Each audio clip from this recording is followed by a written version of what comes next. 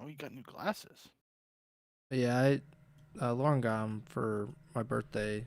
These and the ones I've been wearing, but I typically wear the other ones.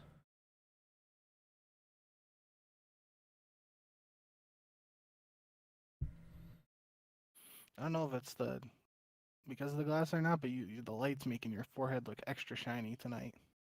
I think it is the glasses. It's kind of like reflecting off the top of them. Yeah, it could just be fucking oily. Who knows? All lubed up for today's episode. All right, we're good on Twitch. Refresh YouTube. Testing 1 2 3 1 2 3. Testing 1 2 3 1 2 3. I feel like it goes to streaming faster if I watch it for whatever reason. I watch the restream.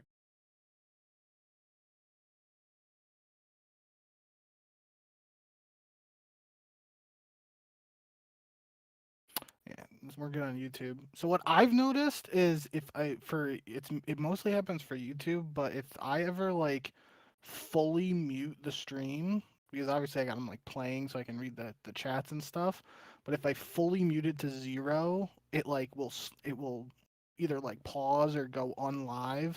So I have to do 1% on the volume for Twitch and YouTube. So like it's not technically muted, but I like can barely hear it in the background so I don't go insane. I feel like YouTube's testing out stuff because I was listening to music at my desk, I think 2 days ago, and every song, because I would be on another tab on my other screen, it would say, "Do you want to continue watching?" And it's like, dude, Yeah. don't do that. I'm gonna lose my mind if I have to click over for every single song. So I think they're trying to get people to like pay for their YouTube Premium, and Maybe. I've been ad blocking for like a solid 10 years on YouTube. I'm not gonna stop here, so they can fuck off. Are you gonna get started? Yeah. Hello and welcome to episode 219 of the Ego Chall Podcast. My name is Preston Byers, and as always, I'm joined by my co-host Justin Binkowski. And on today's episode, we are going to be talking about how the Paris Gentlemates are the worst team in the Call of Duty League. I think how OpTic Texas is probably almost certainly actually the best team in the Call of Duty League, and a lot of other stuff as we get into the fourth week of the Major 2 qualifiers in the CDL season. But before we get to any of that, how are you doing, Bink? Yep. Doing all right. Like you said, pretty eventful weekend of CDL matches. Had a couple teams go 2-0 and a couple teams go 0-2. So, um, obviously some records in between, but a lot of noteworthy performances. I would say both good and bad from several teams. So I'm ready to dive right in. Yeah, on Friday we had basically the Super Bowl, Vancouver Surge versus Cloud9 New York.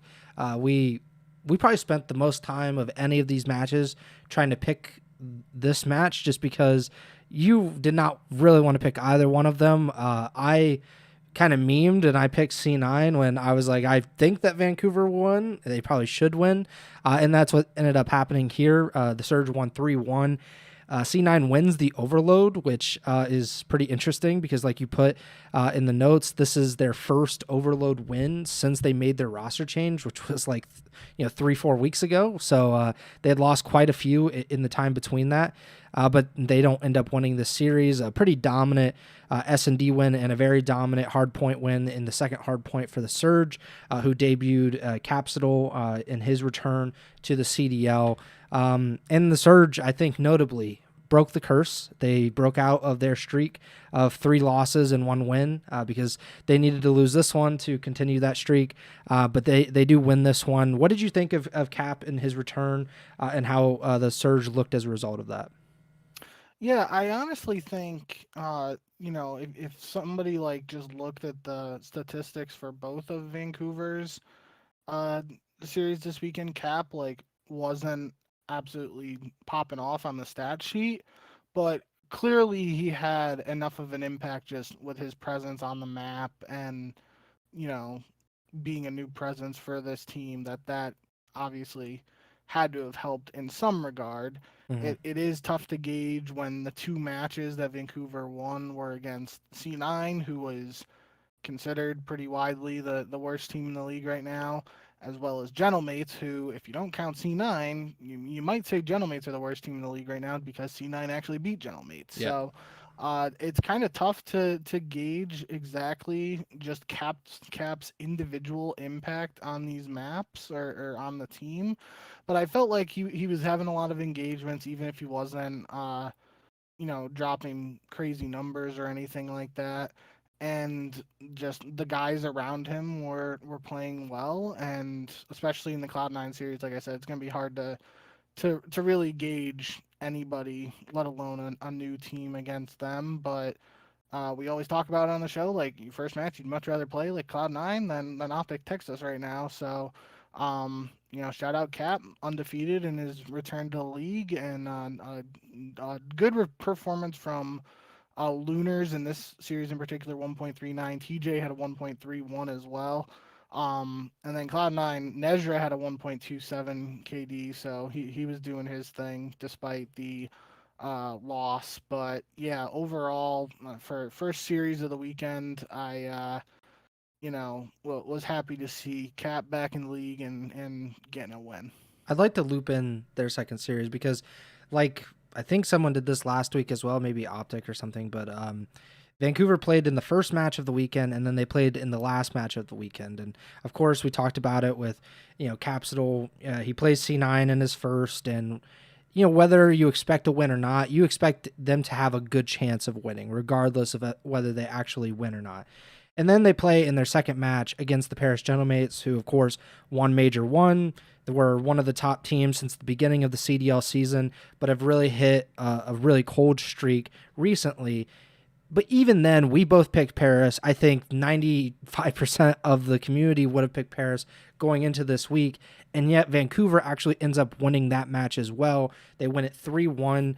They nearly sweep the series because Paris has to go to OT to win the overload. And then that second hard point was almost as dominant of a win for the Surge in that hard point as it was in the second hard point of their first series against C9, which we talked about is, one of the worst rosters and worst teams in the CDL. And of course, this is great to talk about for the Surge because this is basically half of their wins this season in a week, which is always a good thing.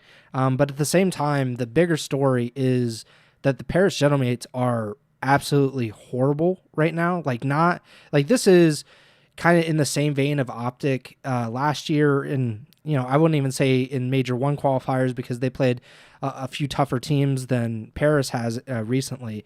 But in this 4-match losing streak that Paris is now on, they lost to C9 New York, who we just said is one of the worst teams, if not the worst team in the CDL. Toronto Koi, who you could say at least that Toronto is kind of on the up and up now, but we didn't know exactly where they were at that point. G2 Minnesota, which I think we'll have a pretty interesting conversation about them because I don't know how to actually look at them because they seem very inconsistent. And then, of course, they lose this 4th match to the Vancouver Surge, who had like 5 wins all season before this. So my question to you is, where does Paris go from here? We probably not a roster change right now, but if this continues, how does it not lead to some kind of change within the roster?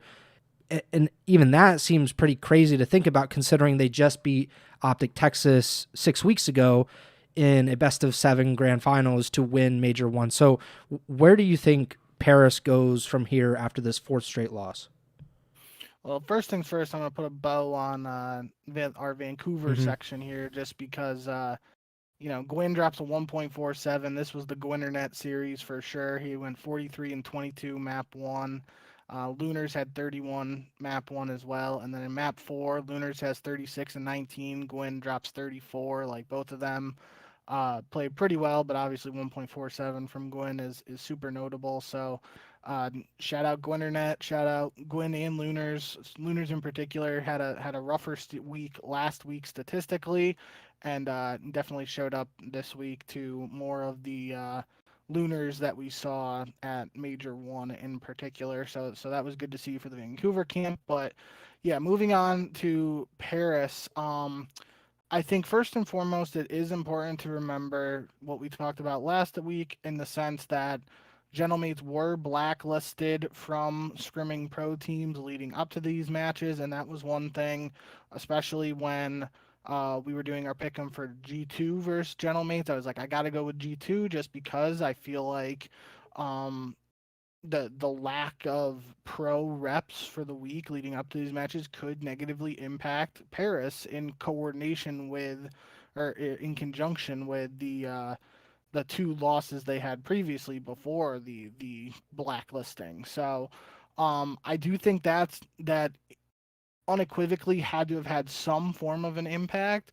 How much you want to like how much stock you want to put into the lack of pro scrims for a week and whatever that's on each individual. I feel like some people will probably say that's not having any impact here, and other people will probably be like, yeah, that clearly had a very big effect on Gentlemate's ability to perform this weekend. I think I can see both sides of that argument in particular. I just think it is very clear that they are in their own heads, and like the only thing that makes sense to me in terms of these losses racking up, notably the teams that you listed, three of the four teams have made a roster change during or before the major two qualifiers. The only one that didn't would be G2. Um, so you could like argue, I guess, that they're getting counter honeymoon phased and running to a bunch of teams, but I don't really like that excuse personally. Um, I think they got to be like second guessing themselves, and they got to be thinking like we just won a tournament a couple weeks ago, and now we can't even beat C9. We can't even beat these teams that have just made roster changes. Mm-hmm. And I bet it's got to be a very confusing mental state for the team to just be like second guessing themselves. If one thing goes wrong in the map, it can be a domino effect that leads to these losses, and it's really hard to pinpoint exactly what to blame or what to say is this. Like I feel like it's multiple things that have to Yeah. be going wrong for them. um and look, I'm not going to put all the blame on him, but Envoy in particular had two pretty rough statistical series this weekend. He drops a .66 in the series against Vancouver, a .72 against G2, and you can't only blame him because Ghosty had a .79 against G2 as well, and he went like 16. What did I got it here? He went 16 and 32, so a .5 in the map 4 loss to Vancouver. So I'm not going to put all the blame on Envoy, but that is a thing that was discussed before. What would that have been? The off season after MW3, leading into his time on LAT, I think, or I can't Mm-hmm. remember exactly when it would have been, but we obviously had that discussion about his value in terms of looking beyond the stat sheet, and that's always been something that's difficult to balance when looking at Envoy teams, because he is a fundamentally sound player who you know, isn't going to go out there and drop 1.4s. He's there's a good chance he drops a .9 and your team is crushing the other team with him on a .9, and that's just what his role has been. He's always been known as a really strong search and destroy player, Mm-hmm. and especially in more recent years, he's just been more prone to statistically underperform or struggle a little bit. So it feels like this is, at least in a vacuum. It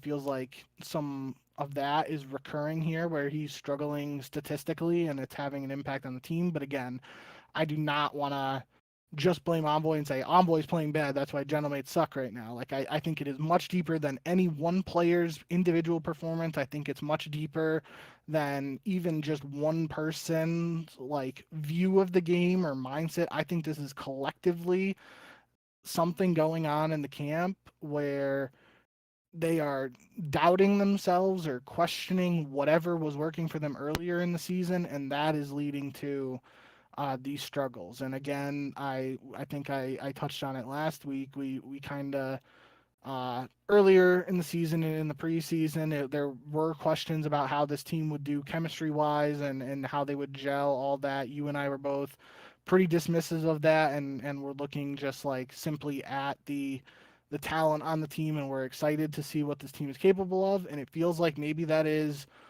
starting to roost a little bit here and pop up in terms of what is going on behind the scenes. Obviously, that's pure speculation. We don't know any of that, but it feels like to me from the outside looking in that something is going very wrong for Gentle Mates in terms of mindset, preparation, and execution. Like all of the phases that you want to uh put together to just win a Call of Duty match are all out of whack, and I don't know what the answer is, and things don't get easier for them moving forward. Questions about team chemistry, in my opinion, are irrelevant until things actually go poorly, because whether you have the right personalities or not, long term doesn't really matter in the short term. And that is what Paris has kind of benefited from. That, and I'm not saying that there is necessarily an issue, but I'm saying if there is a team chemistry issue or there are toxic personalities on this team, then the first part of this season, the first fourth of this season, they wouldn't have shown up anyway, because they won 85% of their matches, and they went through major one and they won major one. But now that's where, if there are chemistry issues, this is where it's going to come up, and this is where you're going to have to find out if this team is prepared to go another 3.5, 4 months down the line toward champs at the end of the year and try to compete for that. And I guess we'll find out. But this is a really, really rough stretch. And this is supposed to be the easy part of Paris's Major 2 qualifier schedule, because if you look at the matches that they have left, they play OpTic, they play Boston Breach, which is their easiest match remaining, then they play FaZe and LAT. So they play 3 of the top 4 or 5 teams, however you want to rank them. And then they've lost to the Vancouver Surge, who were previously one of the bottom 2 teams in the league. G2 Minnesota, which I can give them a pass, but as we just saw this week, G2 is not infallible by any means. Toronto Koi, another one that they've seemingly gotten a lot better since they made their roster change and brought in Kips, but again, I would not say that there is some flawless roster. And C9 New York, who's probably the worst team in the league and certainly the least experienced team in the league. And they started these qualifiers off by winning 3 matches against Falcons, Miami, and Carolina. So it's not like it was there from the very, very beginning of these qualifiers. It's something that's really only popped up in the last 3 weeks, or the last 2 or 3 weeks. And but like that's really concerning. And to be the Major 1 champions, and by the middle of, or a little bit past the middle of Major 2 qualifiers, you're like, people are questioning, like, should you guys like kind of not blow it up necessarily, but like, should you consider a roster change? And I think it's pretty valid at this point, especially because they realistically, honestly, the way that they're playing, they should lose at least 3 of those remaining 4 matches, which would put them at 4-7 going into Major 2. I kind of doubt that they would be. I mean, maybe they would be second to last. It really depends on like whether Vancouver and teams like that can get to that 4-win mark and force a tiebreaker, and that really would complicate things. So I can't say that they're like not in jeopardy of missing Major 2, which is just an insane thing to think about when you consider that this team just a few weeks ago were the kings of the world, basically. RG Reactor just brought up a good point in the YouTube chat. Do you think it's another OpTic 0-18 issue? And I mean, that's like very comparable. Like realistically, that's like the closest we've seen to a team, go through something like that. It is different in the sense, obviously, that Gentle Mates won Major 1, and obviously OpTic had their struggles at Major 1 last year before the 0-18, and they had the whole bunch of other shit going on with the Pred situation and everything like that. But that I don't hate that comparison. It just makes me. I mean, that's like if we want to go to the point of saying this is comparable and it is similar, it's kind of like, why is this happening to 2 separate teams and 2 separate years? And that would be something probably worth looking into a little bit more and diving into that I wouldn't have the ability to do right now. But it's definitely an interesting point. So shout out for the comment on YouTube. But Um, yeah, I mean, one thing I will say in terms of the people who might want to make a roster change for this Gentlemates team is I don't know what the move would be Yeah. because usually we talk about like for other teams we're looking at, you know, trying to upgrade slaying or something like that. And obviously, if you bring in a sub player for Envoy, for example, you might get a little more slaying. But what Envoy brings to the team and potential leadership and everything like that might be outweighed by that, or it's just maybe that they need a change of pace here and something else. But um, the part of the reason why I was so excited about Gentlemates heading into this season is because I like the idea of pairing Envoy with Neptune as like Envoy being like that go in first sort of guy. He could sort of bait, then Neptune gets a two piece, that sort of deal where they work together, sort of similar to like Kismet and Hydra that I always like to go back to in that sense. But if you go out to challengers and get like some superstar SMG, I'm not even sure who that would be at this point. If you're just going for somebody who like drops numbers and challengers, how would they gel with Neptune when that's seemingly Neptune's playstyle of just being that like running gun, frying everybody in front of them? Would they clash? Would that further hurt the team's pacing?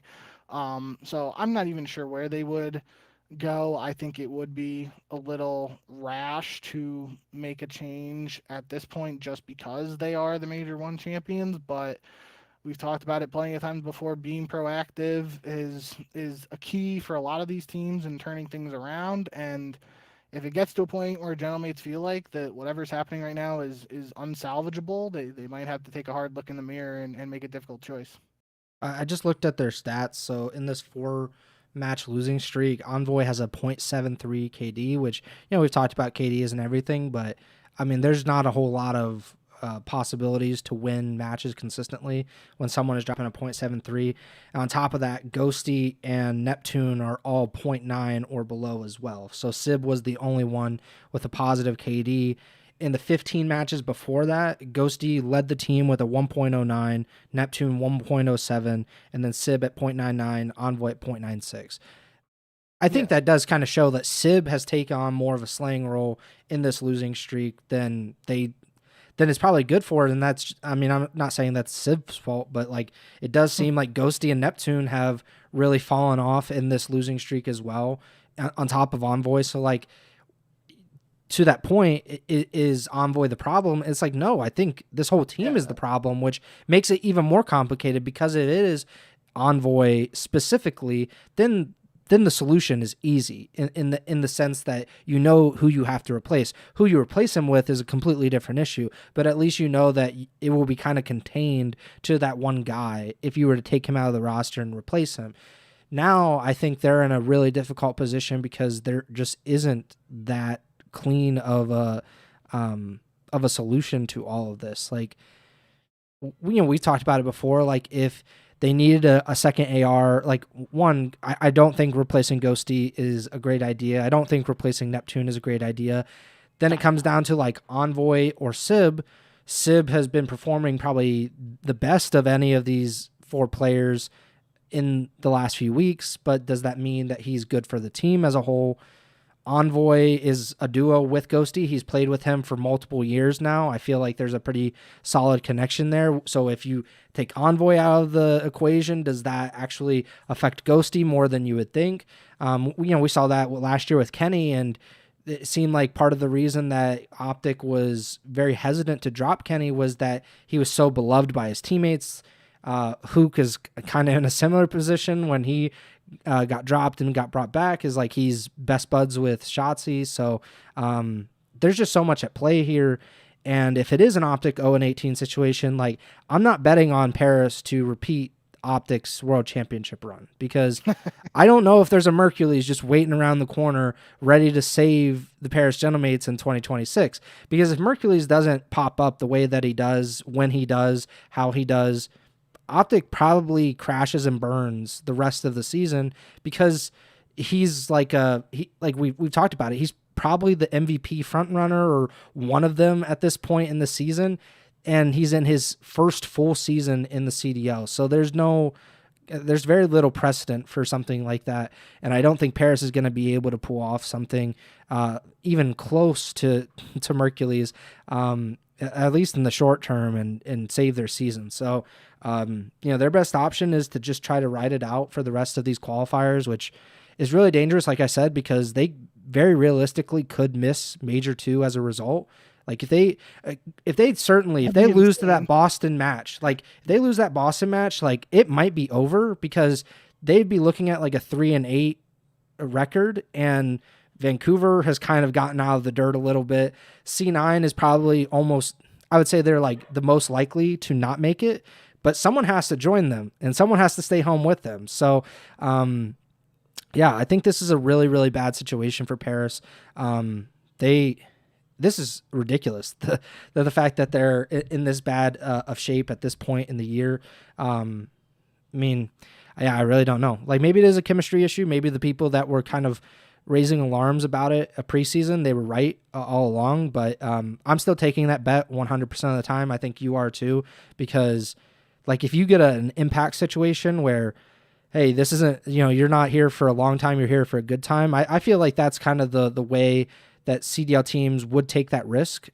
They would say, hey, if we're going to crash and burn mid-season because we have like the wrong personalities, but we get a championship out of it, I think that might be worth it in the end, because there are a lot of teams that never sniff a championship. And at least Paris got to, especially with their big fan base, they got to give them a title. Although it would be pretty crazy for them not to go to the first European major in a really long time as the team with the most European followers. So, it's going to be weird, but I guess we'll talk about it on next episode, whether they can actually bounce back and move forward from these losses. Next up, we had LAT versus FaZe, just another really interesting match on this Friday. You picked LAT, I picked FaZe. I felt like there was really no wrong pick here. Neither one of these teams had looked invulnerable at this point in the year. LSU certainly had looked better as of late than FaZe, but it kind of proved how evenly matched they were at times during the season. Right off the bat, certainly. 250-243 hardpoint win for FaZe to start it off. LAT comes back with a 6-4 S&D win. They go ahead in the series with a 6-3 overload win. And then FaZe just buckle up and 250-164 hardpoint, and then 6-1 S&D. A really great performance. Obviously, FaZe playing a BZ, Simp and a BZ facing off against each other, which is always very interesting. I also saw like LAT had like a slang video. I don't know if you saw that, where they were there was like not like new slang, but like old people slang, like heebie-jeebies and stuff. They were like, what does that actually mean? And I saw a BZ and I was like, I literally at that moment I was like, oh, so this is a FaZe video. And then I I jumped back when I saw Scrap. I was like, oh shit, it's actually an LAT video. It's even hard for me to get out of my head that he's not with FaZe. But this is a 3-2 win for FaZe. A very much needed win for that team after we talked about like them possibly making a roster change at some point if things continued to go the way they were going. What did you think of this match between FaZe and LAT? Yeah, I think you did a good job of describing it, and even the way some of the close maps, especially the first three maps of this series, like the way they shook out, like you could argue they could have each went either way at one point or another. Like obviously 7 points in the map one hard point. In the game two search phase, we're up 4-0. Then LAT won 6 rounds in a row. So like if phase just didn't let LAT rattle off 6 rounds in a row, that could have looked different. And in the overload, LAT went up 4-0, and then phase made it 4-3. But LAT prevented them from tying things up, and they went on a little stretch of their own after that. So realistically, like those three first maps were extremely close, and realistically had an opportunity to go either way at different points in the map. But from that point on, FaZe looked pretty strong in the maps 4 and 5, and that was good to see for the FaZe crew. And like you said, they definitely needed this win regardless of the outcomes of everything, like just coming into this, that this was a very important match for them, and they did take care of business.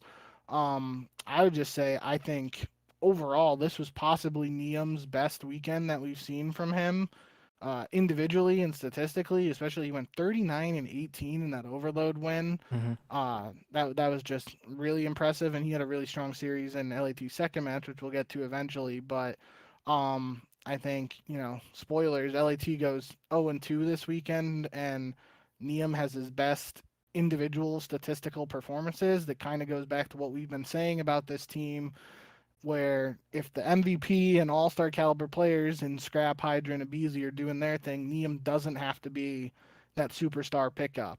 And seemingly this week we got Niam playing at a very high level, possibly his best performances in the CDL to date, and they're in losses because those other players around him weren't matching him statistically in these series. So that is something I'll be keeping an eye on from LAT going forward. We mentioned with their early matches, maybe not the best tests for the new Niam lineup.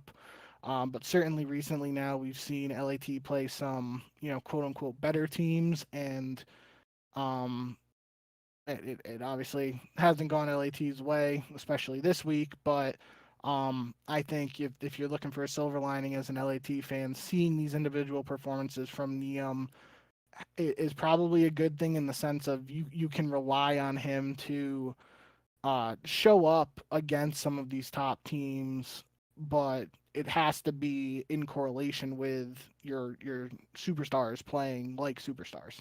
Yeah, he definitely probably showed the most consistent form of his potential in this weekend. He's shown flashes. He's had like a good map here or there, but nothing like this, like you mentioned.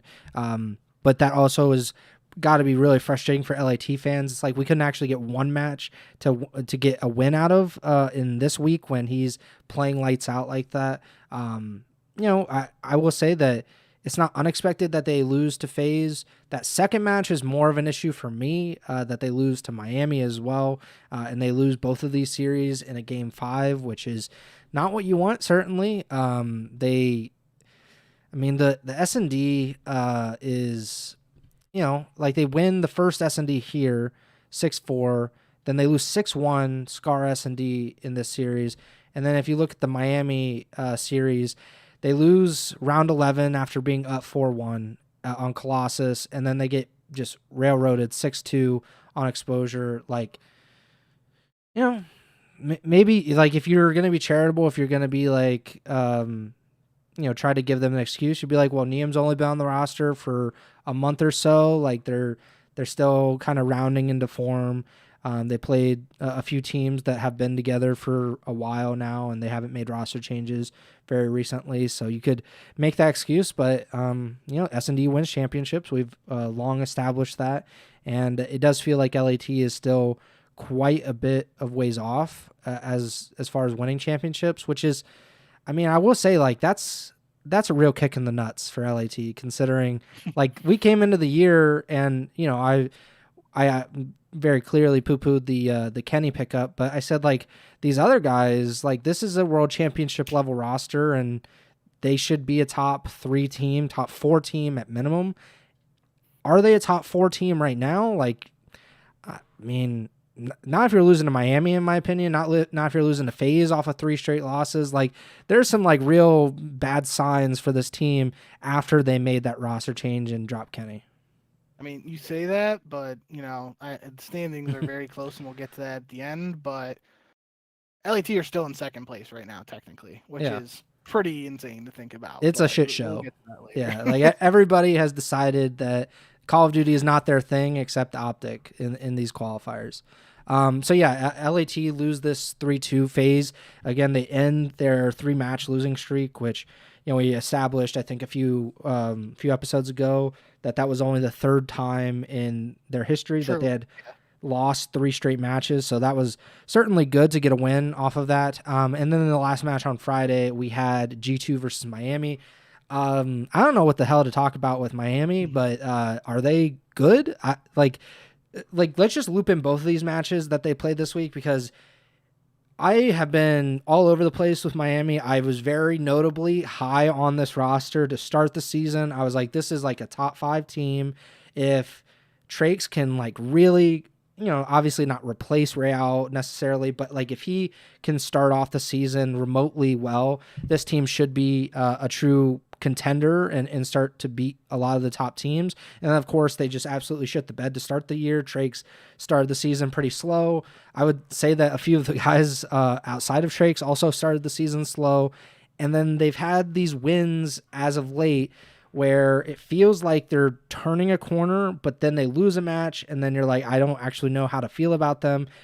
And then something like this happens where they beat G2 Minnesota, who have very notably beaten FaZe multiple times, have looked very good at various points in the season. And then later in the week today, they beat LAT 3-2. So how do you feel about Miami in the context of these 2 wins for them? Yeah, I think one thing that we can say when looping in both of these matches is Miami went 3-0 in S&D this weekend. They obviously, it was a 3-0 win against G2, so they only played 1 search there, but they won 2 searches against LAT, and that was a huge turning point for Miami last year. Once Super got implemented into the roster, they became one of, if not the best S&D teams in the whole league towards the end of last year, and that was a huge part of Miami's success and their turnaround story for the season. And that could be, again, we've talked multiple points this year about, the late start they got with Trake's visa issues and all that.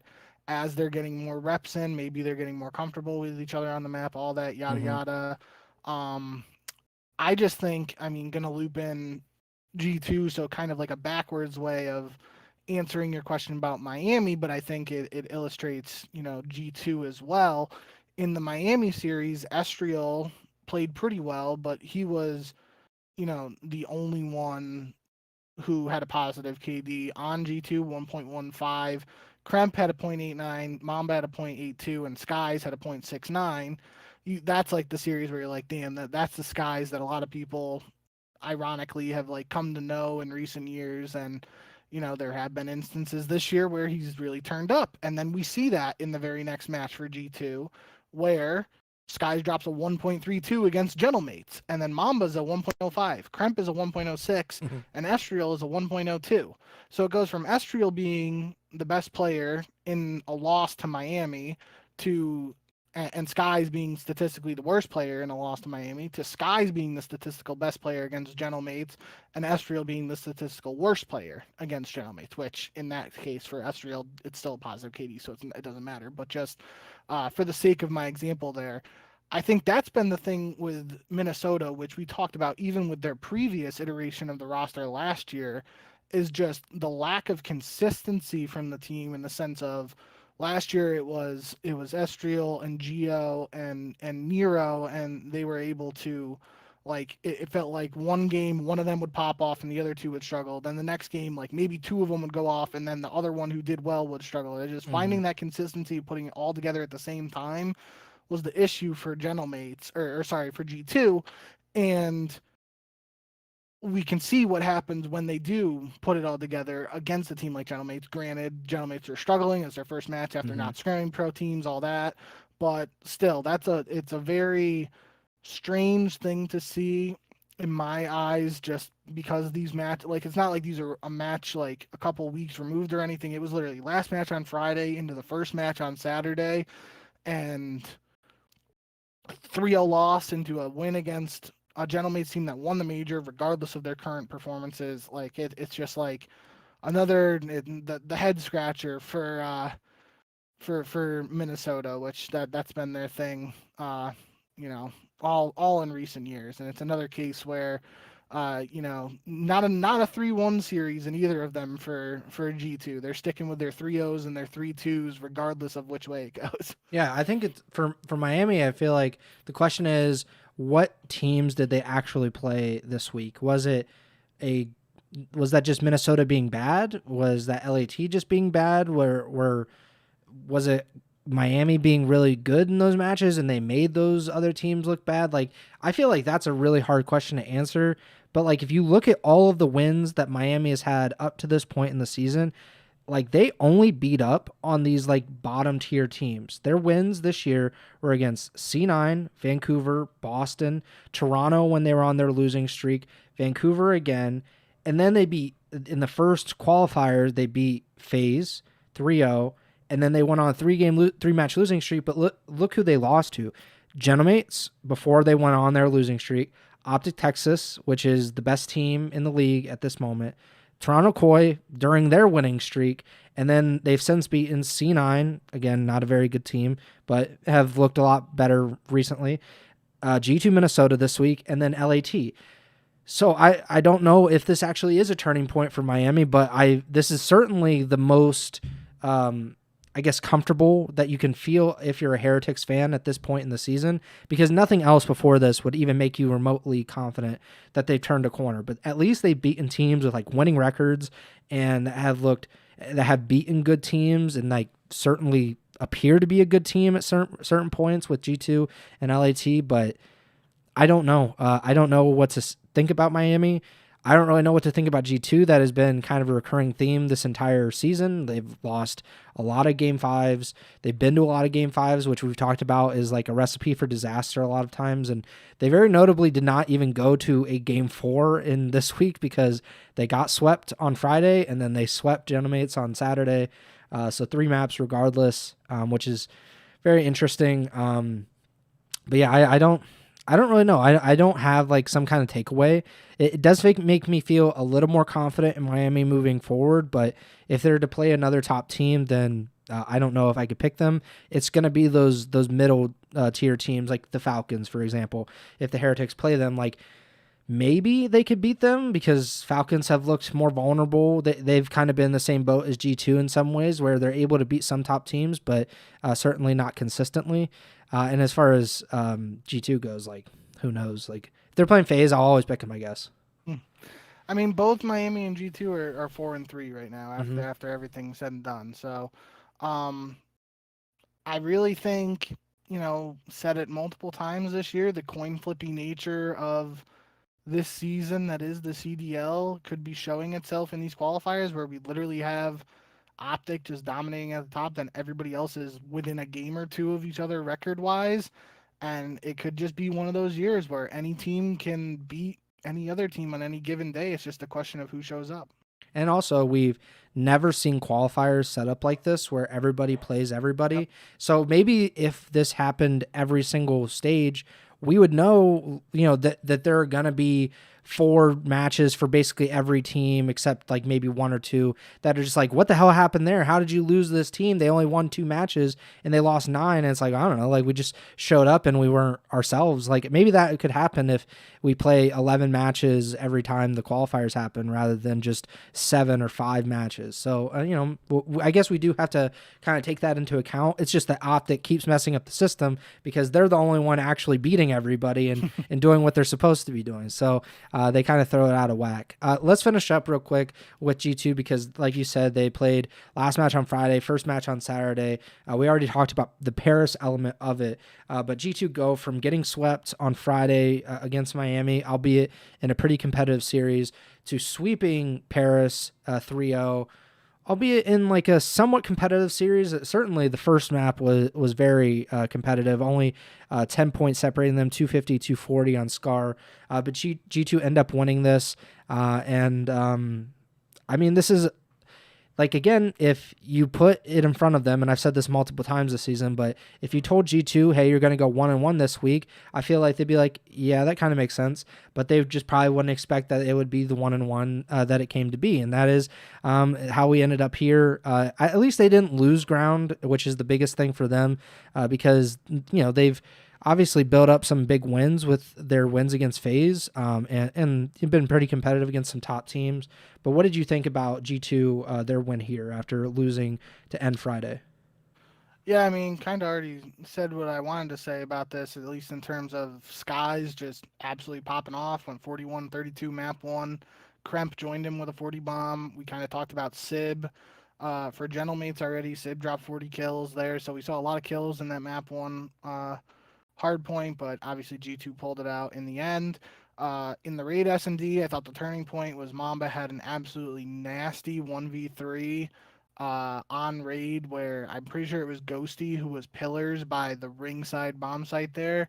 Um, kind of like I think Ghosty thought he was more covered by the pillars than he actually was, and Mamba Mm-hmm. picked up him as the second kill to set up a 1v1. And I believe it was Neptune in kitchen trying to chow like towards the zig side inner portion of mid map there.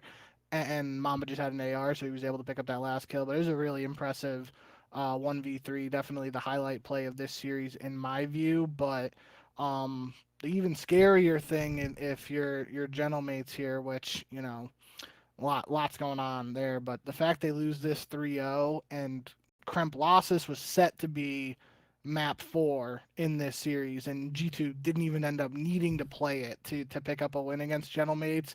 That's a kind of scary thought to put in the back of your mind in terms of thinking about how this series was set up for gentlemates, and given like even if gentlemates was able to take map 1 for example, based on what we've seen from G2 on Colossus so far this year, it possibly could have been their first or one of their very few 3-1 instances on the year. So, um, yeah, I think we've talked a lot about both teams so far. Just a solid win from G2. Again, this was Gentlemate's first match after not having a ton of pro reps or not having any pro reps in practice Mm-hmm. heading into this match. Um, Said it when we talked at the start of the show. How much you want to put how much stock you want to put into that actually mattering or not. That's up to you. But end of the day, G2 took care of business here after a tough loss to Miami, and like you said, 1 in 1 week. Probably not the way they drew it up, but they got it done. I wonder if Sib, I didn't check his stream. I wonder if he went through the list of excuses as to why they lost these two matches as well, or if that was just a 1 week thing. Quiet's in the YouTube chat. He said, think Miami every year is kind of scary team since they have a different play style, but I do think they are a top 5 team in the league right now. I mean, they certainly seem like they could be top 5. Everybody, honestly, almost everybody in the league could be like, well, we could be a top 5 team today as well. Like that really is kind of scary to think about that. Yeah. Like there is no consistency at this point in the season except OpTic. So everybody else is just, I mean, if we did our power rankings right now, it'd be OpTic 1 and then like one giant tier with 11 other teams. It might be OpTic 1, middle tier with 10, and then C9 below them. But even that wouldn't feel Yeah, fair to actually Paris C9. is probably in the last one because they're losing everybody. So yeah, that's it's pretty obviously a great win for G2, at least to keep pace and not fall too far behind after losing to Miami. And then we had OpTic versus FaZe, a classic, not E Classico or whatever, because that doesn't exist. I don't think technically anymore because That's OpTic Envy. yeah, they actually kind of merged and all that. Although Hastro can always bring it back if he gets his CDL team, so maybe it will happen. But OpTic versus FaZe in the middle match on Saturday. Draza has had a very good time against OpTic in his career on both LAT and FaZe.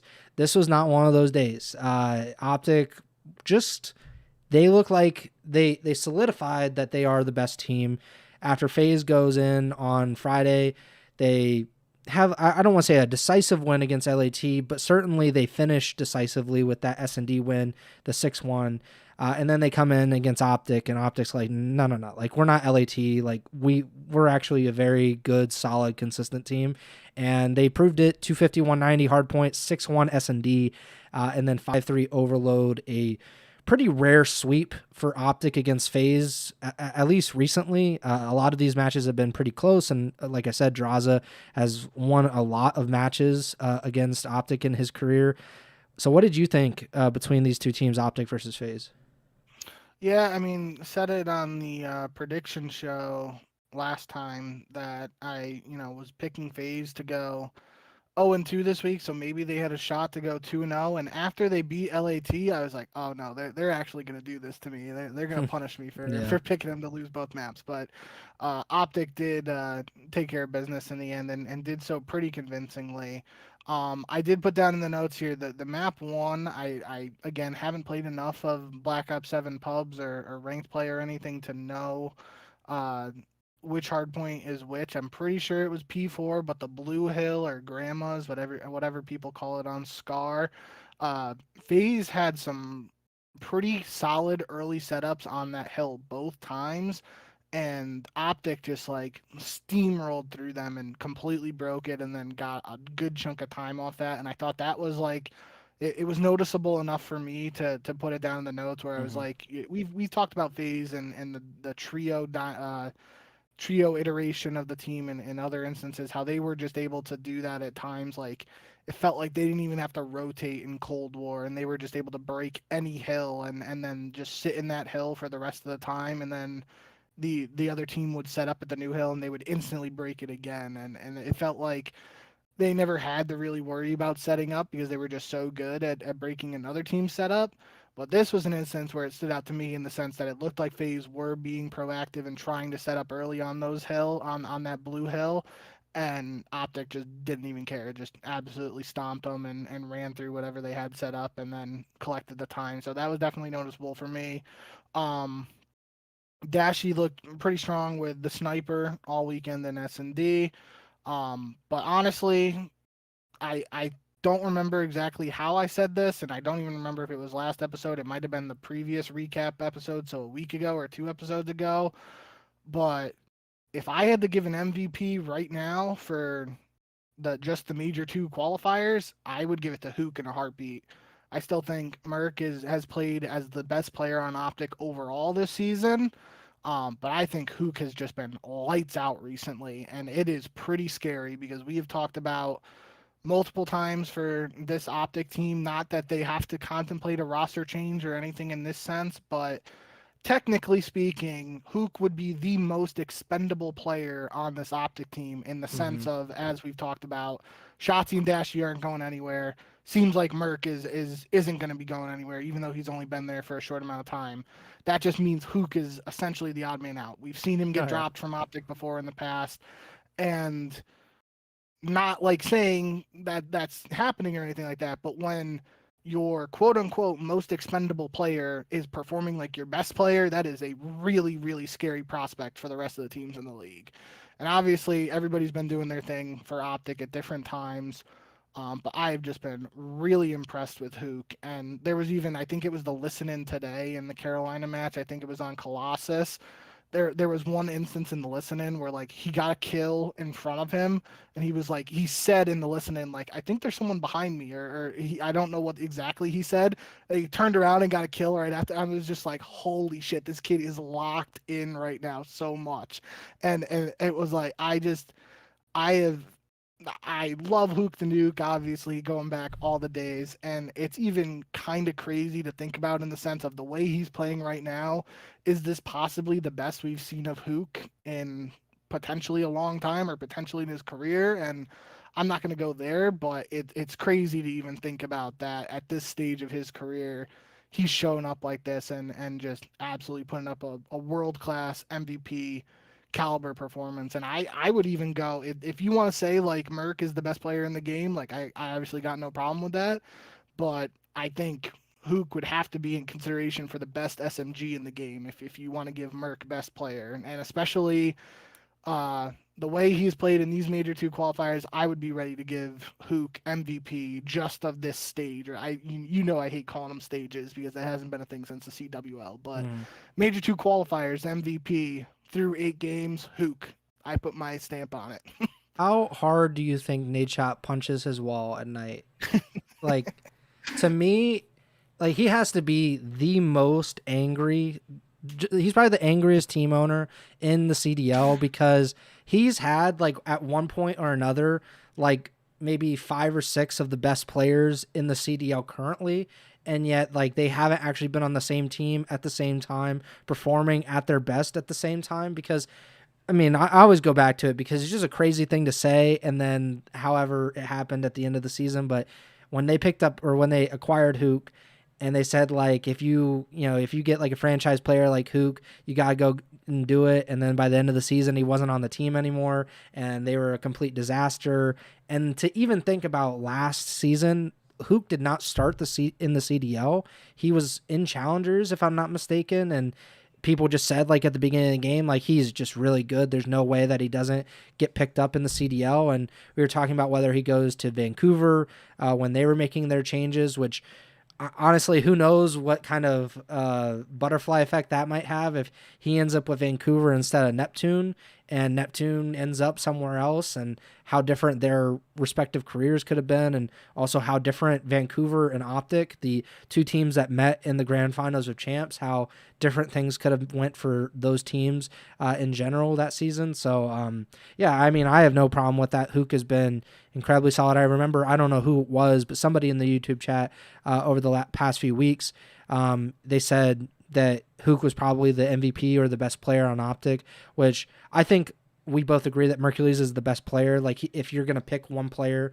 out and say like, I want that guy, and you're going to do a draft, then you're going to want Mercules to do that, or you want Mercules with that. But obviously Hook has been incredible.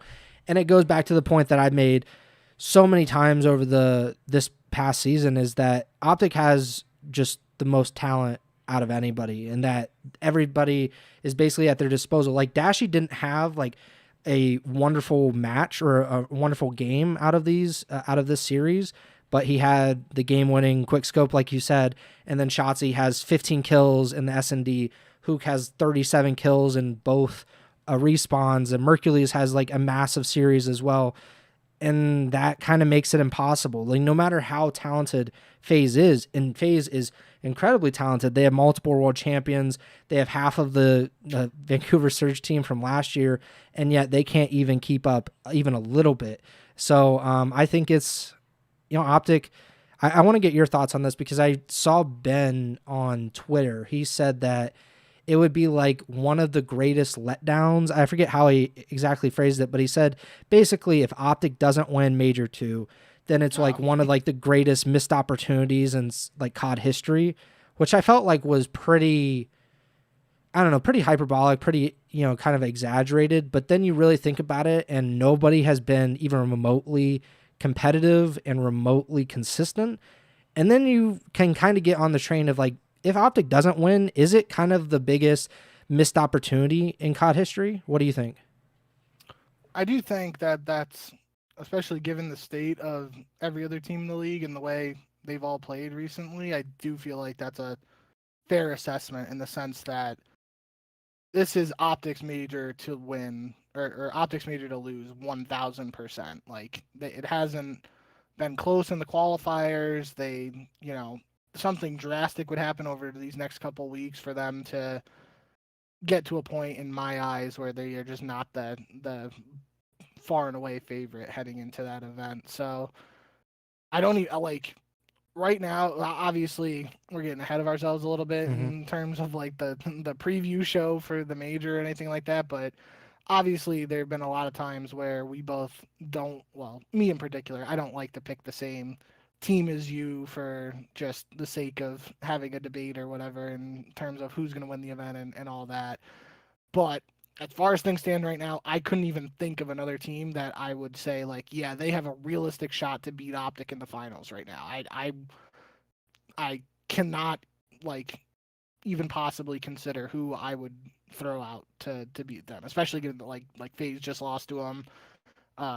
We've seen them beat everybody they played in these qualifiers, so it's definitely their major to lose in my eyes. No, I mean, like really the question is like who can even get to a grand finals, like because it feels like everybody's gonna trip over themselves trying to get there, and I mean somebody has to. It's just I really don't know if there's one team that you can say outside of OpTic is even remotely likely to make it into the grand finals at Major 2. It's just, I mean, nobody is even remotely consistent. So it's pretty crazy. I don't think we've ever had this. Like usually when we have like a pretty wild qualifiers, it's because, maybe 2/3 of the league is just kind of wild. But typically we have our top 3 top 4 teams, and they're pretty clear.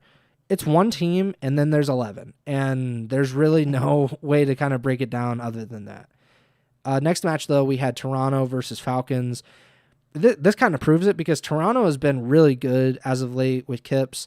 They hadn't obviously had very good matches. They hadn't played like really tough schedule, and Falcons were kind of a step up in that regard, even though Falcons have not been super consistent either. And it just kind of ends up the way it does, like 3-0 win for Riyadh. The real close map was 6-5 Raid S&D, where Toronto, it was almost a full sale. It was, I don't even know what you consider 5-1, but they're up 5-1. They lose 6-5, which is about as painful as it can get. And then they get smoked on the overload, and it's a sweep loss for Toronto, and a good win for the Falcons. So what did you think? This is a good test for Toronto, and I would say that they failed the test.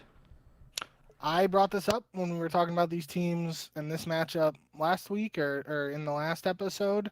I mentioned how like Nameless and Merc on the desk were saying how everybody was seemingly just letting Toronto play Den, and I said I felt like Clay was going to be the coach who's like, okay, these guys are winning all these maps on Den. Let's like not play them on Den and see how it goes. And evidently that worked for Falcons here because they didn't play them on Den. We'll get to the Boston series for Toronto in a second because I might go on a bit of a tangent there. But um, at least in terms of this match in particular, it was really like, you know, we haven't seen too big of a sample size with Kips now. I still think overall I've been pretty impressed with how Kips has performed in the CDL. But it is interesting to me that we see a series like this where Falcons win 3-0 and there's no Den to be seen for Toronto. And is that going to be a trend going forward for this Toronto team where they're able to win Den, but they're just not competitive on these other maps? I don't think that's necessarily the fairest like blanket assessment because obviously they beat Toronto earlier today and only one of those maps was on Den. But I do think there's at least like it's enough data at this point with the Kips roster to be like I said with Clay. Clay had to be like, okay, even Merc and Nameless are noticing these guys are playing a lot of Den and they're winning. Let's maybe switch this up and not play them on Den and see how it goes. And I have a feeling that probably was a conversation in some form, and it obviously worked out well for Falcons in that regard. So yeah, I did think it was funny too that Xnid was talking a little shit after the match. He posted that iconic photo of, is it Matt Barnes, I believe, who's like fake inbounding the pass at Kobe, and Kobe doesn't even flinch, and Xnid tweeted that picture and said, "Don't chow me on Blackheart." I think that's pretty far removed from Xnid a year ago, who was like not even being competitive with the all Saudi roster as a team. Obviously not him. He was far and away the best player, especially after Kicks was out of the picture. But pretty big change of pace, I would say, from Xnid to like a year ago wasn't winning much maps with that roster, and now a year later he's on Twitter talking shit like a true Call of Duty pro. So I thought that was funny too. Yeah, and so we should just loop in the second match with Toronto because I mean we're going to talk about Boston anyway pretty soon anyway. So Toronto, they lose 3-0. They were on a 9-map winning streak. I think you said that there were 7 Den maps in that 9-map winning streak. That all comes to an end against the Falcons. And then they play Boston on Sunday, Toronto does. And they play Den in that series once, the Overload. And that's kind of the coup de grace. That was basically like one of the most dominant ass-kicking maps you've ever seen in the CDL. So this is a 3-0 sweep for Toronto, and it ends with an 8-0 Overload sweep on Den. And, I mean, I'll just let you go because there's a lot to talk about here. But, like, is Insight back? Is he MVP Insight? Is he here? I mean, this was the Jamie Insight series. A 2.06 KD, like that's just unheard of. I'm pretty sure there was a series earlier this year where Merc had a 1.8 or a 1.9, and I was like, kind of like, holy shit, like that's MVP Merc. And now we're seeing a 2 KD series. I feel like there have been other instances of this, and I feel like there might have even been one earlier this year. But I can't think of it off the top of my head. But it's kind of a 2 KD happens when it's an absolute just like 20-minute DoorDash Yeah. 3-0 because there has to be low enough interactions for you to not die as much while you're absolutely frying in order to keep pace with a 2 KD for a whole, series and at the CDL level, regardless of who you are and what team you're playing against. Not gonna take anything away from Insight, obviously. Great series out of him. My just the overarching thing for me with this series, and like I said, I might go on a little bit of a rant here, but I'm gonna try and keep it contained. I just can't fathom how Boston saw Toronto lose 7-2 on exposure overload and then be like, we are gonna play them on Den, which we've already heard is, they are clearly playing very well on Den in all the modes. But to play them on Den, and if you look at the breaking point, how do you do it? Map vetoes. You can even click the map vetoes, and Den was Boston's pick for map 3. Yeah. I don't know how, unless the Boston staff and team are just completely somehow out of the loop in terms of this Den narrative around Toronto, which I guess I couldn't put it past them, but I would be very surprised if they just weren't tuned into that even in the slightest. I just can't fathom how we're playing Toronto on Den after we just saw them get stomped on exposure a day ago. Now you could say maybe Boston just thinks they are really bad at the other overload maps and they had to give a try to playing Den knowing that it was a good map, and I feel like that's the only reasonable explanation. I'm going to try and look here for. I have it up. Boston this season has played 16 overload maps. 11 of them have been on Den. They're 0-2 on exposure and 2-1 on Scar. So probably should have picked Scar, to be honest, and just take him off Den. I just think regardless of the fact that they've played so much Den, you have to view this as an opportunity to at least try another map where it's we just saw Toronto struggle on this map. Regardless of how bad or good we might be at it, let's give it a shot, because if we pick Den, there's a chance we might just get slammed. And obviously that's what ends up happening. And, 2020 hindsight could be a thing. But it really blew my mind to see Den come through, especially after we saw the recipe that Falcons laid out seemingly of just being don't play him on Den, you got a good shot. And it might not have worked out that way for Boston, because Boston is a different team from Falcons, and especially, talent and skill wise on the rosters. But I just think as an overarching theme here, it was really confusing to me. And Matt in the chat said Toronto vetoed Scar, which, that makes sense in terms of if Claim on exposure. Boston's 0-2 to exposure, but still, you just saw them lose on exposure, them being Toronto. You roll the dice with that. It's a 50-50 at that point in terms of which one you're playing. Toronto's good at Den. You just saw them lose on exposure. I think I'm taking my shot on exposure. They being Boston now, Boston has to be really, really bad at exposure overload to see what Falcons did to Toronto and just be we're going to give it a shot on Den. Yeah, I mean, we've seen in traditional sports, some coaches just are really kind of dead set on, hey, if we get our way of playing, if we're just gonna play smash mouth football, even if they're playing against the best defense there is, and they know that they're not gonna be able to run the ball. It's that's just what we do. We're gonna impose our will. We're gonna do the things that we're most comfortable at, and hopefully it'll lead to success. I think that's obviously flawed, because you have to take a mix of everything. You what are the things that we're good at? What are the things that they're good at? What are they not good at? What are we not good at? Let's try to find some kind of happy medium where we can feel a little bit comfortable, they can feel pretty uncomfortable, and maybe that will lead to success on our end. That was not the thinking, it seems, from the Boston breach.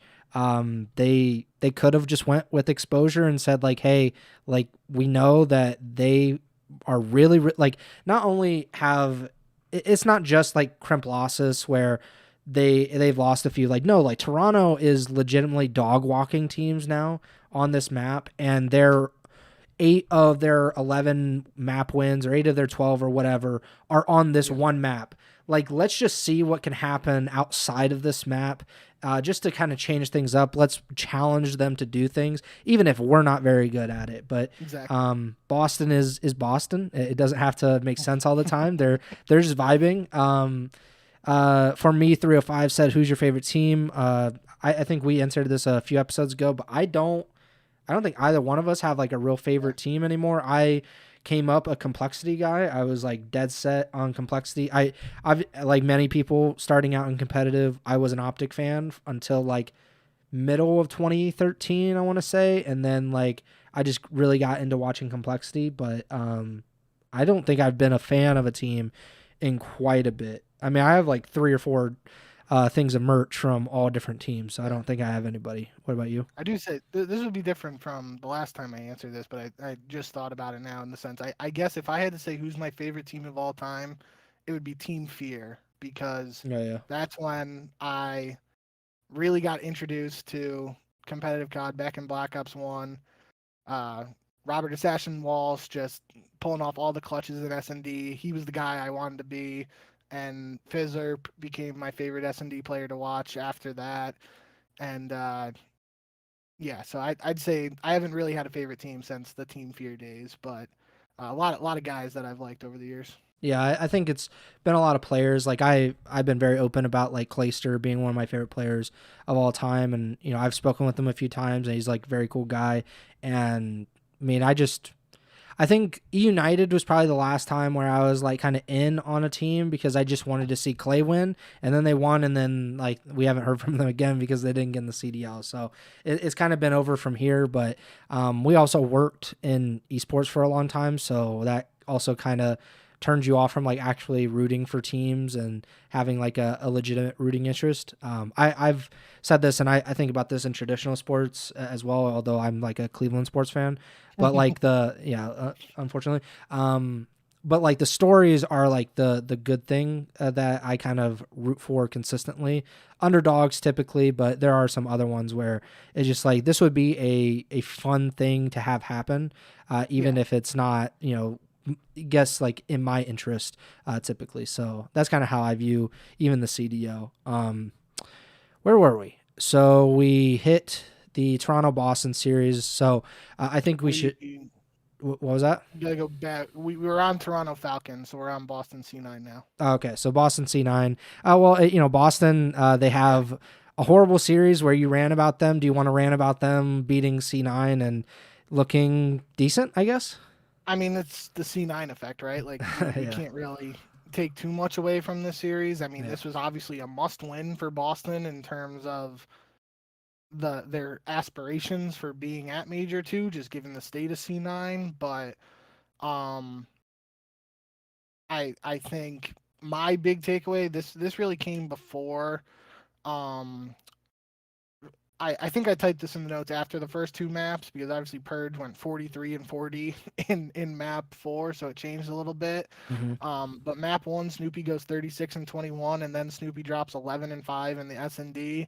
And I put in the notes, this series just proves that Snoopy could actually fry in challengers because Yeah. we've talked about it enough at this point where the C9 roster is challengers players, but not they weren't guys who were competing for championships in challengers. They were like top 16, top 24 challengers players at the stage when they were picked up.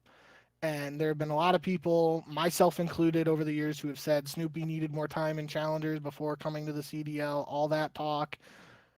We're seeing what Snoopy, in a series where Snoopy's effectively playing against 4 challengers players, he was just absolutely having his way. And there have been a lot of series this year where Snoopy hasn't looked like this against other players and other teams. So that was my big takeaway, at least from the early portion of this series, that Snoopy, for all the talk of Snoopy needs to get dropped, Snoopy needs to go down to challengers, I think it's pretty clear that Snoopy is at least a level above the average challenger player, if you want to consider the C9 guys quote unquote average challenger players. Yeah, the talent has never been in question because he has the talent of a CDL player and I would say a pretty good one, especially at his high end. It's just the the game IQ, that kind of stuff has always been a question, especially since Slasher basically said like he doesn't know what he's doing, like he has to be basically handheld to play these maps. I think that is, you know, I mean, it's always going to follow him. And we even talked about it, I think, last week when you were talking about Purge and like how he was basically leading him through a map on hardpoint to, being like, Snoopy, do this, Snoopy, do that. And, that's going to linger with him until he can prove otherwise, if he's able to prove otherwise. And I really don't know if he is going to, but again, the talent is there, and that's why he's been in the CDL for this long. Because if he didn't have the talent, he would have been out of the CDL like years ago at this point. So it's just, but this is Boston. Like they have these weeks where it's just like, all right, they look decent in one match, and then the other, it's like we're questioning like their entire existence for being at this point. They look decent against C9. We got to call it what it is. But C9 did beat the Paris Gentlemates. So that almost goes back to like what is going on with Paris, that they're losing to C9 and Boston is, pretty decisively beating C9 at the same point. Matt McGinty in YouTube chat said, what did you do in esports? And you answered, but we both worked for gamers.com before .esports.com. And I mean, you worked for Esports Nation as well before that. So like, I mean, that's how we came to know each other. I started working with gamers, I think in 2017, I want to say. And then I don't know when you got involved with ESN, but it had been 2015. So yeah, like I was with Dot for like almost 8 years, I want to say. And you were with ESN gamers and then Dot for like a decade, right? Or almost a decade. That was only 8 years or 9 years for me. I think it would have been 2016 to this year would have been 10 years. So I think it was 9 years for Dot. Yeah. So, and then, we were both editors at a certain point as well. And I mean, I've written my fair share of Call of Duty esports articles. I mean, I don't know if anybody really does that anymore, but we have, Ronnie Intel on Breaking Point to kind of cover our bases, it seems like. So C9, they suck again. We already talked about the Miami LAT match. We talked about Toronto versus Boston. OpTic versus Carolina. Of course, OpTic won their first match of the weekend against FaZe 3-0. Somehow this was more competitive of a series than the FaZe series. A very competitive hardpoint, Blackheart hardpoint 250-233 that Carolina won. Then OpTic comes back with 6-4 S&D. Then OpTic, really kind of puts them on the back foot with Overload 5-2, and then a 250-192 win for OpTic. And this kind of proves your point about Hook and like his MVP status and everything, because 37 in map 1, 37 in map 3, 34 in map 4. The only map that he doesn't have like this pop off is map 2, where Shotzi has 15, Merc has 10. So like literally goes back to the whole point we're making, is like this team's really, really good. And it's very hard to beat a team when you have literally all 4 players kind of contributing at such a high level. What did you think of OpTic's win over Carolina here? Yeah, so as far as I can see, I didn't actually confirm this until right this second, but we talked enough about the individual maps that the only thing that we didn't really mention was I was watching the Scump watch party for this series in particular, and he said that Blackheart Hardpoint has been OpTic's auto veto so far this year, and obviously there was the portion earlier in the season where Blackheart wasn't a part of the map pool, even though it was just disabled or whatever. But if you look at Breaking Point, they have OpTic picking Blackheart 3 times and vetoing it 10 times. The only map they vetoed more is Den Hardpoint at 11. But this has Blackheart as 0-1 for them in Hardpoint, which means to me if they've picked it 3 times, it had to have been like map 4 in a 3-0 sweep for them, so they didn't end up playing it.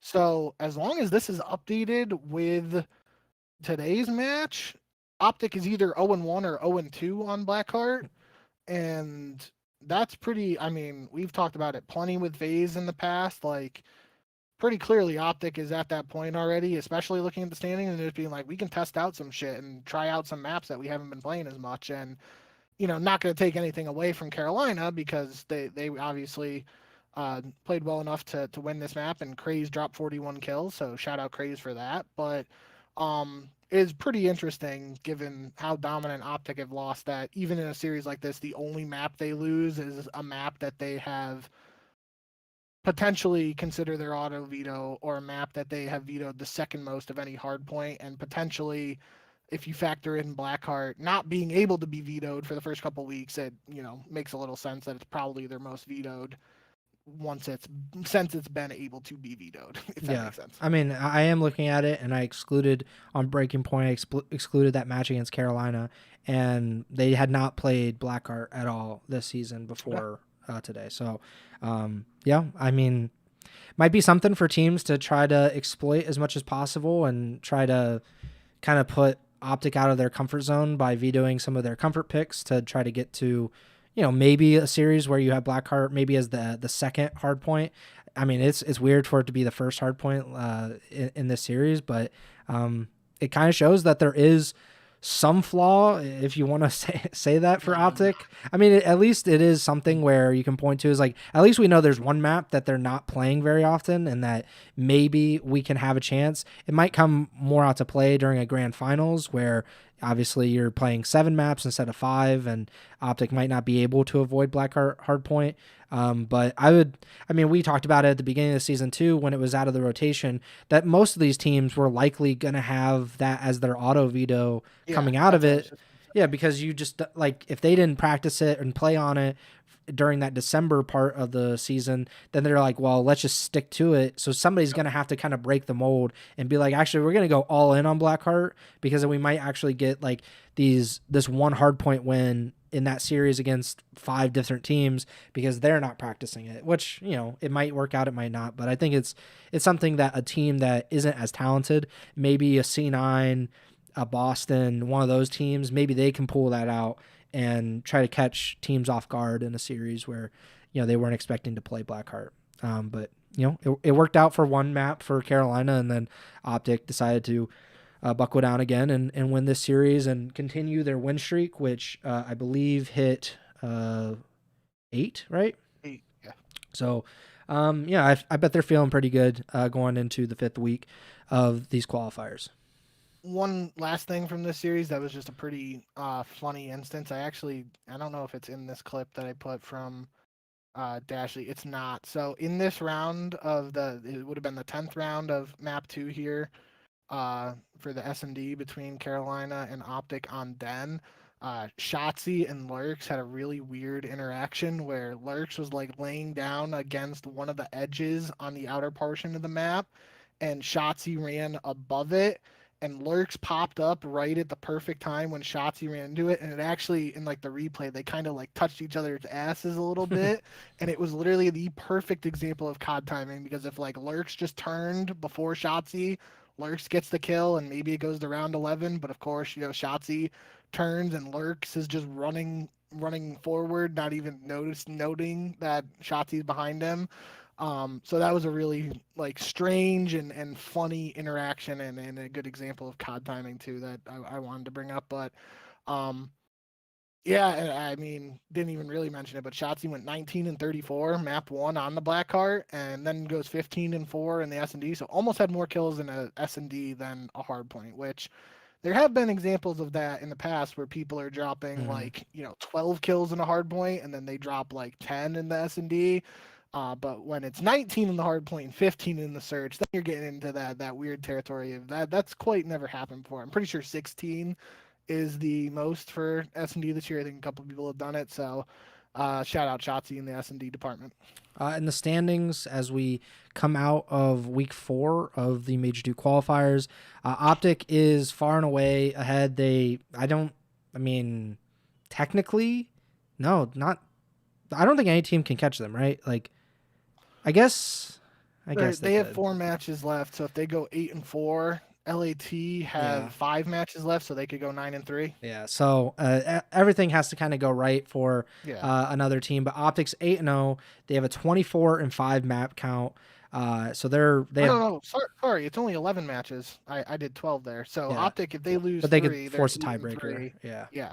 so that 5 teams could technically tie break, but who knows actually what happens there. But yeah, they're 8-0, 24-5 map count. They have double the number of CDL points as the second place teams do, which is LAT, the Riyadh Falcons, Miami Heretics, and G2 Minnesota. They all are 4-3. On top of that, Toronto's 4-4. So we have a 5-way tie for second place, at least in terms of the CDL points. 4 teams have the same exact record. Pretty wild stuff. And then tied for 7th is Paris, Carolina, Vancouver, FaZe, and Boston. All of those teams have 3 wins, although FaZe and Boston are 3-5. Vancouver, Carolina, and Paris are 3-4. And something you put in the notes, there's very little difference right now. If whether you're in second place with 40 points or you could be in 11th place with 30 points, there is literally very, very, very little difference between the second place team and the 11th place team, which usually 11th would just be that you are going to have a pretty bad start to the losers bracket. In this case, it is that you don't go to the first European or first English major in like 5 or 6 years. So currently, if the qualifiers ended right now, the Boston Breach would not be going to Major 2, which is really no surprise considering how poorly that they have played and how they had to make a roster change. And then at the bottom of the CDL, no surprise really, is Cloud9 New York, who are 1-6. I would say that the likelihood that they do not make it to Major 2 is probably like 85-90% at this point, despite their win over the Paris Gentlemates, the reigning Major 1 champions. The pick'ems so far, you are 63-41. I am 66-38. You went 7-4. I went 6-5 this week. I think the difference was the Gentlemates versus G2 match, which I'm so surprised that you actually picked G2, but it is a testament to your logic of not picking the or just kind of taking into account the blacklisting for scrims. I tried to convince you, if you remember at the end of last episode. I thought you were going with Vancouver over Gentlemates. So technically, if you did that, we would have tied. But we also had the Vancouver C9 match and the LAT FaZe matches as different. So we had a couple, but yeah, it was only a 1-match swing in the end. Going back to the standings real quick though, just to highlight, although there are a lot of teams that have the same record right now, the one I am worried the most about is FaZe, because they're 3-5, which means they only have 3 matches left. Now, I'm gonna spoil a little bit of the potential future shows, but their matchups remaining are Carolina, Gentlemates, and C9. And it could come down to what version of Gentlemate shows up against FaZe to determine whether FaZe even end up going to Major 2 or not. And that's a pretty wild thing to think about. I mean, my thing is with Gentlemates, because they're 3-4. They could go 3-8. They play Boston, who is currently in the 11th spot, and they also play OpTic, 8-0 OpTic. They play FaZe, which again, like you said, whoever loses that is really put in a tough bind. And then they play LAT to end the qualifiers. And at that point, LAT might be shooting for like the 2nd seed in the entire qualifiers. So like that Boston match, I think the Boston and FaZe matches are like really what's kind of hanging on a thread for Paris. And like there's a legitimate chance that they don't make it, which is an insane thing to think about. Crazy. I mean, I'd have like the tiebreakers that probably would come out of that, but we talked about it. Like, there's probably not going to be very many, if any, tiebreakers. Like once we actually get to the end, it's just we're at this point in the qualifiers, we do have a lot of teams tied. But like, if they are, let's say, tied, I'm talking about Paris. If Paris is tied with Vancouver head to head, Vancouver wins that tiebreaker. If they're have a tiebreaker with Toronto for whatever reason, which they probably won't, or if they have it for Minnesota, then that they would lose that tiebreaker. If they had a tiebreaker with C9, however that would work out, C9 would win that tiebreaker. So like Paris is in one of the scariest spots that I can remember, because like I mean, I don't know the last time if we've ever had since like the home series where teams were not going to the major. Like we've had it for champs, but like this is pretty crazy to think about, and that's a lot of points to leave on the table at the major too to not even go. So yeah, Paris is in a really bad spot. FaZe is in a really bad spot, and I think that's what makes the last few weeks of these qualifiers really exciting. And maybe it is a good thing that they're not taking all of the teams to major two. Maybe this is a good idea to keep moving forward with. But I was pretty vocal when it was announced how much I like the every team plays every other team in the qualifiers, and now admittedly it has been pretty long because it's more weeks of online play, and it's kind of starting to drag a little bit in my opinion. But I mean, we've had a lot of good matches from it. There's still a bit to go, so maybe in 2 more weeks I'll feel like it's not great to have 6 straight weeks of online action, but at the same time, from a competitive integrity standpoint, I definitely am a fan of every team plays every other team, and I think especially in a year like we've seen so far from Black Ops 7 where things are so close, it is even more important because just as an example, not to pick on C9, but like there would be an instance potentially for this major where some teams weren't playing against this new C9 team and other teams are getting a quote unquote free win against them, and that could have skewed the standings as opposed to the super close race we have right now from 2 to 11. yeah, I'm sure there will be a ton of complaints at the end of these qualifiers, especially from that second team that doesn't make it into Major 2. But, man, you had 11 matches to figure this out, and all you had to do was most likely you have to win 5 of those 11. You don't even have to have a winning record, but, like, I imagine that the 11th place team is not even going to win 5. So, if you can't win more than half of your matches, then, what are we talking about here? Let's just do it for the sake of an example. I pulled up the Major 3 schedule. I'm just going to look at who plays Cloud9, OpTic, LAT, Carolina, Falcons, and Toronto. Does each team only play 5 matches in these qualifiers? Yeah, 1, because 2. they do the minors, so I think they're taking away from the Oh, qualifiers too. holy oh no. Yeah, 1, 2, 3, 4, 5. I mean, that's tough for Cloud9. Yeah. The Toronto Falcons, Carolina, LAT, and OpTic. I mean, the worst team they're playing against is arguably Carolina, I guess, and Yeah. they were. I mean, if you want to say Falcons or Toronto, I guess you can, but like that's a tough schedule regardless of who's on that Cloud9 roster. But to exhibit that point, there are multiple other teams like General Mates, FaZe, uh, Vancouver, G2, etc., who aren't going to have an opportunity to play Cloud9. And now these really good teams that you expect to beat Cloud9 anyway are potentially playing against a team that's not going to be at Major 2. Yeah, it's an interesting theory for next season and beyond, what they should do with the qualifiers and how they should make it, because you want to balance the competitive integrity, of course, but you want to balance that with entertaining and keeping people around and keeping them interested on a week-to-week basis. And I don't know if 11 straight qualifiers is the best way to go about it from just an entertainment standpoint, but we also just have not gotten an idea that actually is suitable for a week-to-week schedule anyway. Like, I didn't like the MLG Pro League stuff. I didn't like the CWO Pro League because it felt like all the same. Like, those matches in the end don't feel like they matter until you get toward like the last quarter of the matches, and then they really start mattering. So even now we can talk about some of these teams that are like 3 and 4 and it doesn't seem like they are going to do well, but they could end up with a 7 and 4 record and none of this actually matters in the end. So I think it's interesting that we're talking about this, but I'm sure we'll continue to talk about it as we move forward because we're about to see one of these teams not make it to Major 2 and probably crash out on social media about it. But I feel like they can only blame themselves at this point. But yeah, I did the pick 'em. I forgot to say that Trimmer is still winless. So yeah, Good correction. yeah, like, subscribe, follow the podcast feed wherever you're listening or watching on. We're on Apple Podcasts, Spotify, Amazon Music, as well as YouTube. We do all of our live streams on both YouTube and Twitch, so you can watch there. You can watch the VODs on either channel as well. We have the YouTube is all the way back to.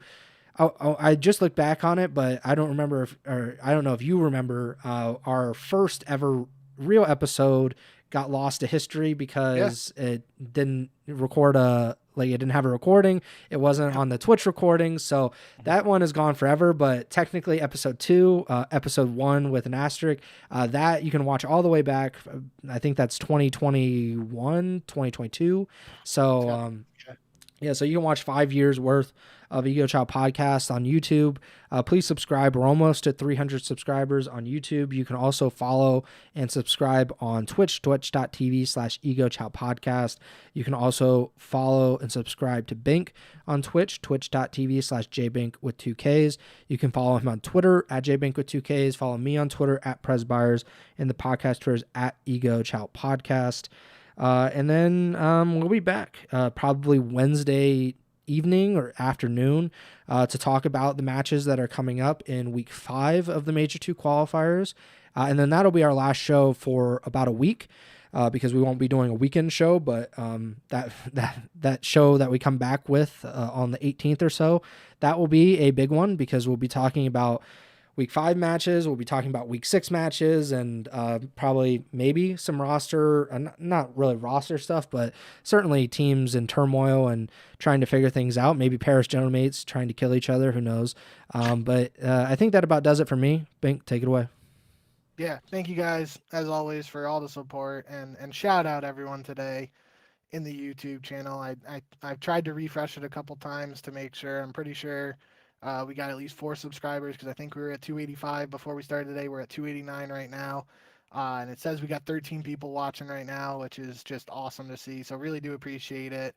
Shout out Matt McGinty, CH, Robert Lop, for me 305, Quiets, 1N Benja, RJ or RG Reactor, and Jay Hearn. Jay Hearn's an Ego Chall staple in the YouTube chat. But shout out all the guys stopping by in the YouTube chat, showing love and giving us more people to interact with and whatnot. That's always awesome. And yeah, I had a blast today. I think numbers speak for themselves in terms of it being a pretty successful show. And we still, like I said, got a couple weeks until we're back to LAN action. So we're gearing up and we're about to hit that main swing here where things are heating up in terms of the race to qualify and all that good stuff. So just appreciate everyone for stopping by. It really does mean a lot. And we will see you on the next one. Hope everyone has a good start to the week. And remember to send the chow.